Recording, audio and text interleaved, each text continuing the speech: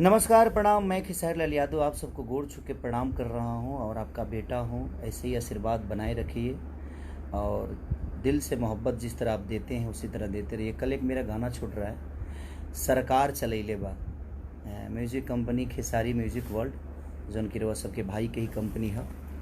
और बड़ा मज़ा आई सबके, जितना भी लोग बा एक बार वो जरूर सुनब ओकरा के। बड़ा माने अजीब एगो अद्भुत जंगर वो लोग ने पबजी के प्यार देनी। हमरा लागत है जी एक महीना में 80 से 85 मिलियन रुआ लोग ओकरा के सुन लेहनी, देख लेहनी। ओहू से ऊपर ही गाना बावे और पवन पांडे जी के लिखल गाना है। म्यूजिक शंकर जी दिल बनी और मार्केटिंग बिक्की हमार भाई, जौन की बहुत प्यार मिलेला भाई से। तब रो लोग ने एक बार जरूर सुनब, मने अगर ना हिल गई तो वह कहब कि हाँ राउर भाई रौरा बीच में कैसन गाना एगो भेजले बा। और ओमे एगो बहुत बड़ा मैसेज भी बा आज के जो माहौल चलता ओकरा खातिर। सरकार चलैले बा खेसारी म्यूजिक वर्ल्ड पर, तो बस रउआ सबसे दुआ और प्रार्थना बा रउआ लोग स्वस्थ रही, एकर दुआ करत तनी। हम ऐसा हम समझ सकतनी कि बिहार में बहुत ज़्यादा बाढ़ आइल बा और बहुत ज़्यादा परेशानी बा रउआ सबके, लेकिन हम भी कोशिश करत तनी कि बाढ़ में जितना हम लोग के पास अपन सामग्री पहुंचा सके, लोग के मदद कर सकी, तो कोशिश बा हमार। जहाँ जहाँ हमार लोग बा कोरोना काल में केहू कहीं जाहूँ के नहीं खे चाहत, सबके अपना जीवन के डर बा, बात कर वो समझ सकतनी। लेकिन फिर भी हम कोशिश करत तनी कि जे अपन जौना शहर में जे अपन लोग बा, ऐसे तो पूरा बिहार यूपी झारखंड जे हमरा के प्यार करेला सभे हमारा अपन बा, बट जे क्लोज बा हमरा से, जे हमरा बात के मानेला कि हाँ भाई जी यही काम करे के बा, तो तुरंत चल जाला। तो हम यह कहब कि रवो लोगिन आज बाढ़ पीड़ित के जितना भी लोग बा, जी जितना सक्षम बा जरूर मदद करे भैया लोगिन। ऐसे जे बड़ा आनंद मिलेला लोगों के दुआ में रह के। आई बहुत सौभाग्य के बात बा कि रउआ केहू के कामे आवतनी। आज वो लायक रउआ के दुनिया मनले बा, बनौले बा, तो अगर वो लायक रउआ बानी तो जरूर केहू के कामे आ जाए, केहू के दुख में शामिल हो जाए। ये हमेशा दिल में एगो श्रद्धा बने के चाहिए। महान इंसान के विचारधारा होला, अगर विचारधारा बा तो रउआ के दुनिया भगवान के स्वरूप पूजे लगी। आज रोलन के बेटा बन के हम रोलन के दिल पर राज करी ले, ओकर रीजन का बा।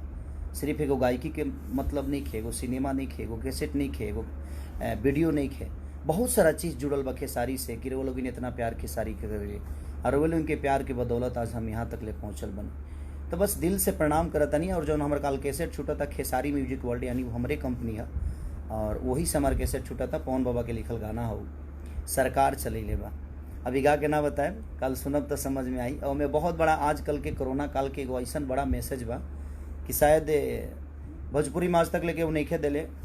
कोरोना काल के ऊपर कुछ ऐसा मैसेज बा कि वो हर आदमी के ऊपर बा, हर आदमी के पास बा, हर आदमी के वो रोज सुनता, वो रोज सुनता, रोज जानता।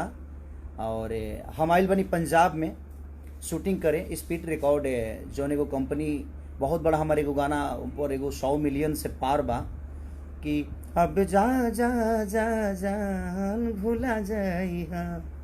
और ओकरा बावजूद हम एगो और 6 गाना और शूटिंग करत तनी जिगिया, रोज एगो गाना करत तनी। आज हम 4 दिन से ही जिगिया बानी पंजाब में और बड़ा मज़ा होता। और स्पीड रिकॉर्ड के मालिक सोनू जी हमारे साथी बानी और बड़ा प्यार मिलता है। लागते नहीं कि हमनी के एक बाप के बेटा नहीं जा, एक माँ के औलाद नहीं जा। एगो मोहब्बत ऐसा चीज़ बा कि अगर रुआ केहू के लगे जाइए, रुआ अंदर दिल में मोहब्बत बा, तो शायद वो पिता और पिता बन जाई, वो भाई और भाई बन जाई, वो बहन और बहन बन जाई।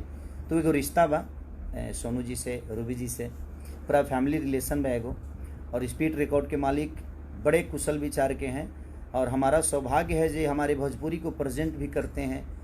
पंजाबी होकर भी हमारे भोजपुरी समाज के लिए इतना कुछ कर रहे हैं, इतने अच्छे गाने शूट करा रहे हैं, बहुत सारी चीज़ें करते हैं। तो कल जो मेरा गाना रिलीज हो रहा है सरकार चलैले बा, तो प्लीज़ आप ढेर सारा प्यार उसको दीजिएगा और उस मैसेज को ज़रूर सुनिएगा, जो मैसेज मैंने उस गाने के माध्यम से आप सबके बीच में रखा है। तो प्लीज़ खेसारी म्यूजिक वर्ल्ड को सब्सक्राइब भी करिएगा। वो आपके भाई की भी कंपनी है, आपकी कंपनी है, मेरी नहीं। मेरा तो कुछ नहीं है इस दुनिया में, आप लोग हैं मेरे, मैं इसी में खुश रहता हूँ। संपत्ति धन दौलत ये आज है कल नहीं है, लेकिन आप मेरे साथ हैं तो मैं कभी भी संपत्ति रख सकता हूँ। इसीलिए हमेशा आप सबके दुख में खड़ा रहता हूँ, ताकि आप ही मेरी संपत्ति हैं। आप जिंदा रहेंगे तो सबसे बड़ी प्रॉपर्टी तो आप सब है मेरे लिए। तो दिल से प्रणाम है, शुभ रात्रि आप सबको। और बस मैं चाहूँगा कि बाढ़ पीड़ितों को जो जहाँ से है प्लीज़ आप मदद करिए। उन मजबूर लोगों के पास आपका छोटा भी अगर एक मदद पहुँच जाएगा तो शायद किसी की जान बच सकती है, किसी का बच्चा भूखा नहीं मरेगा, भूखा नहीं सोएगा। तो बस मैं यही कहूँगा, और कोशिश है हमारी, हम भी पहुँचा रहे हैं, आप भी कोशिश करिए। और कल ज़रूर गाना सुनिएगा, सरकार चलई लेवा खेसारी म्यूजिक वर्ल्ड से। ढेर सारा प्यार दीजिएगा अपने खेसारी और अपने पवन बाबा को, दिल से प्रणाम। और मेरे टीम में जितने लोग सामग्री पहुंचा रहे हैं, हर जगह जो मेहनत कर रहे हैं, मैं उनको दिल से धन्यवाद देना चाहता हूं कि ईश्वर आपको ऐसे ही ऊर्जा देते रहे कि इस कोरोना काल में कोई घर से नहीं निकल रहा है, उसके बावजूद भी आप खेसारी फाउंडेशन के जितने भी सामान होता है, जहां भी पहुंचाना चाह रहे हैं, जो की ज़रूरतें हैं, आप पहुंचा रहे हैं। तो आप काबिलिए तारीफ़ हैं कि आप लोगों ने इस कोरोना काल में भी अपने जान का परवाह ना करके और आप लोगों के बीच जाकर और सामग्री को पहुंचा रहे हैं। तो दिल से प्रणाम है विकास भैया को भी, और सबको, राजीव जी को भी दिल से प्रणाम। जितने भी लोग हैं, जितने भी हर जगह जो मेहनत कर रहे हैं मेरे लिए, दिल से प्रणाम। Thank you. सरकार चले लेवा खेसारी म्यूजिक वर्ल्ड पर ढेर सारा प्यार दिला।